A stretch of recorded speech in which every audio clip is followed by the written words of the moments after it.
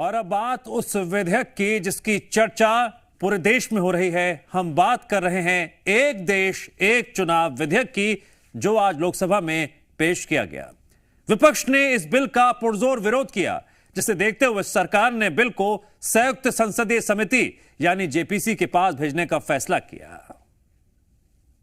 लोकसभा में केंद्रीय कानून मंत्री अर्जुन राम मेघवाल ने 2 बिल पेश किए। एक देश एक चुनाव के लिए 129वां संविधान संशोधन बिल और unit territory law amendment bill 2024 पेश किया। बिल पेश करने के लिए विपक्ष ने मत विभाजन की मांग की, जिसके बाद वोटिंग हुई और बिल को सदन के पटल पर रखे जाने के पक्ष में 269 वोट पड़े, जबकि विरोध में 198 वोट पड़े, जिसके बाद अब सदन में बिल को जेपीसी में भेजने की औपचारिकता पूरी की जाएगी।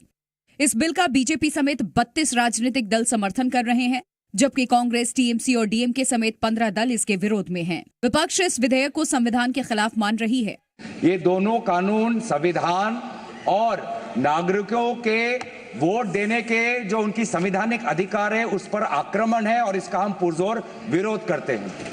हालांकि जब बिल को संसद में पेश किया गया था, उसी दौरान विपक्ष की आपत्ति को देखते हुए गृह मंत्री अमित शाह ने भी इस बात पर जोर दिया कि बिल के जेपीसी में जाने से हर पहलू पर चर्चा होगी। संवैधानिक संशोधन जब कैबिनेट में चर्चा में आया, तब प्रधानमंत्री जी ने स्वयं मंशा व्यक्त करी थी कि इसको जेपीसी को देना चाहिए। इस पर विस्तृत चर्चा सभी स्तर पर होनी चाहिए। इसलिए मुझे लगता है कि इसमें सदन का ज्यादा समय जाया करे बगैर, अगर मंत्री जी कहते हैं कि इसको जेपीसी को सौंपने के लिए वो तैयार है, तो जेपीसी में सारी चर्चा होगी। पूर्व राष्ट्रपति रामनाथ कोविंद की अध्यक्षता वाली एक उच्च स्तरीय समिति ने एक साथ चुनाव कराने की सिफारिश की थी। केंद्रीय मंत्रिमंडल ने सितंबर में इन सिफारिशों को स्वीकार कर लिया था। समिति ने 2 चरणों में एक साथ चुनाव कराने की सिफारिश की थी। पहले चरण में लोकसभा और विधानसभा चुनाव एक साथ कराने की सिफारिश की गई थी। One nation one election bill को अब जेपीसी में भेजने की तैयारी की जा रही है, तो वहीं विपक्ष इस बिल को संविधान विरोधी बता रहा है। संसद में संविधान पर हुए चर्चा के बीच आए इस बिल को लेकर विपक्ष फिर हमलावर है और संविधान बचाने का राग अलापता नजर आया। Anti-constitutional bill.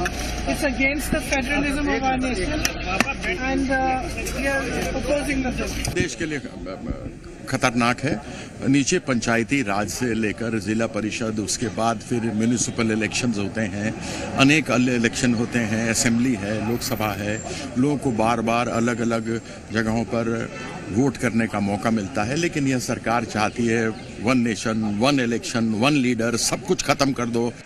तो वहीं एनडीए नेताओं ने विपक्ष के विरोध पर हमला बोला। केंद्रीय मंत्री गिरिराज सिंह ने कहा कि ये सिर्फ मोदी विरोध है, तो जेडीयू ने कहा कि ये कोई नई परंपरा नहीं है। ये कोई नई बिल नहीं आ रहा है। 1967 तक